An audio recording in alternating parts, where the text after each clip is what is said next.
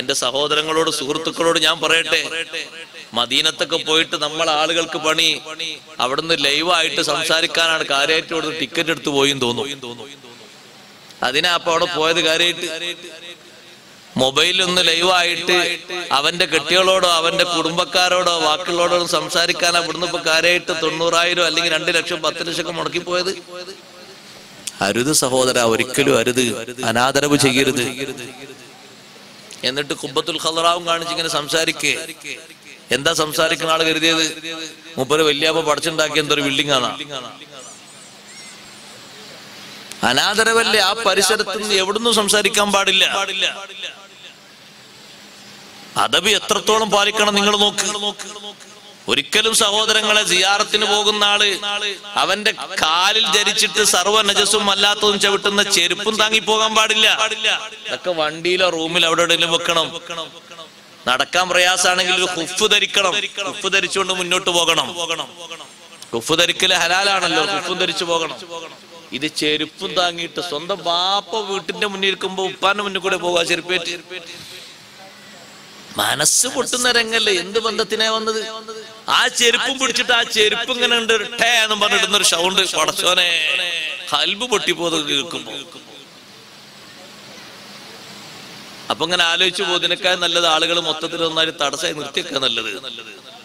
ആളുകൾക്ക് നാ പറഞ്ഞു കൊടുത്തിട്ട് വല്ല ബോധമുണ്ടോ? കൊണ്ടുവരുന്ന ആൾക്കാർ അമീറന്മാര് അവരവരിഷ്ടം പോലെയാ. അരുത്, ഒരിക്കലും ചെയ്യരുത്. ഒരിക്കൽ സൗണ്ട് ഉയർത്തിയപ്പോഴാണ് ഇമാം മാലിക് റളിയല്ലാഹു അൻഹു രാജ്യം ഭരിക്കുന്ന രാജാവിന്റെ സൗണ്ട് മേലാല് പൊങ്ങാത്ത രീതിയിൽ ആയത്തോതിയിട്ട് നിയന്ത്രിച്ചത്. രാജ്യം ഭരിക്കുന്ന രാജാവാ സംസാരിക്കാൻ വന്നത് ഇമാം മാലിക് റളിയല്ലാഹു അൻഹുവിനോട് മദീന പള്ളിന്റെ ഉള്ളിൽ. അത് മസ്അല ചോദിക്കാൻ വന്നതാ.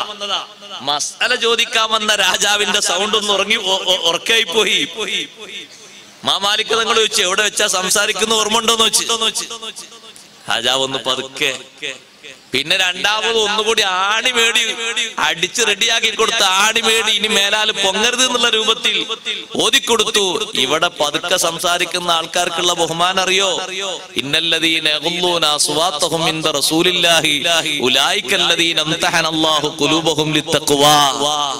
ഇവിടെ പതുക്കെ സംസാരിക്കുന്ന ആൾക്കാർക്കുള്ള ബഹുമാനേ അവരെ ഖൽബിന് അല്ലാഹു തആല തഖ്വാ അത് ശരിക്കങ്ങോട്ട് കെട്ടുറപ്പാക്കി പാകപ്പെടുത്തി നൽകിയിട്ടുണ്ട്.